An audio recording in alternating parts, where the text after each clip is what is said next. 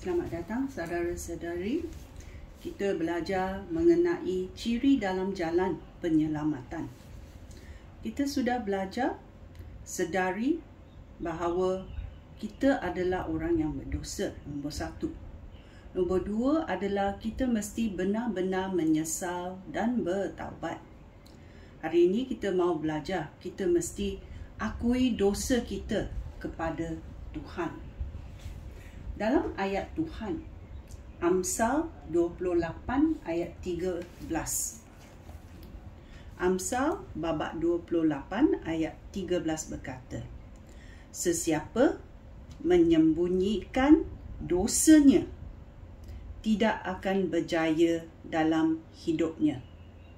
Sesiapa mengakui dan meninggalkan dosanya akan dikasihani Allah.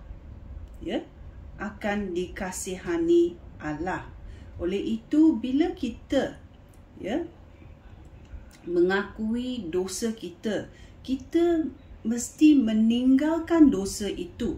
Ya, bukan sembunyikan dosa itu. Kita mengakui, meninggalkan dosa itu.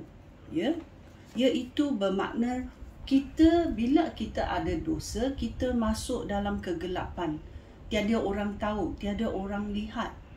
Tetapi Tuhan boleh lihat. Oleh itu, kita mesti mengakui dosa kita kepada Tuhan. Ya. Kalau kita menyembunyikan dosa kita, kita tidak dapat berjaya dalam hidup.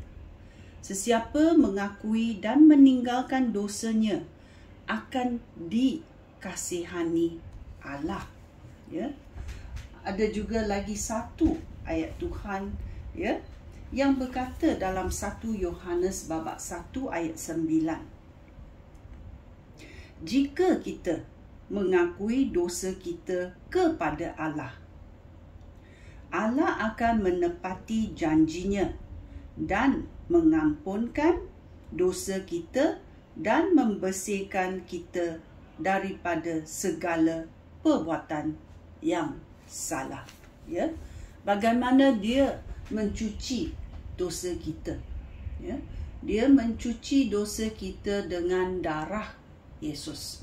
Kerana darah yang tidak berdosa atau darah yang suci boleh menebus dosa kita.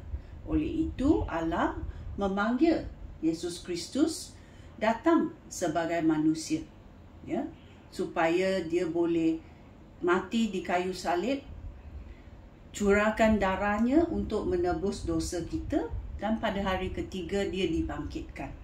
Iaitu bila kita mengakui dosa kita, kita dibangkitkan daripada kematian.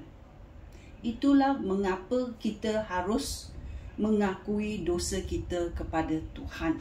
Hanya Tuhan boleh menebus dosa kita. Maukah kamu berterus terang dengan Tuhan? Pergi ke Tuhan, mengakui apa kesalahan kamu buat dan panggil Tuhan memaafkan kamu. Dan bila Tuhan telah mendengar seruan hati kamu, dia akan mengasihanikan kamu. Oleh itu, kita datang kepada hadirat Tuhan untuk mengakui dosa kita. Sekian, terima kasih. Shalom.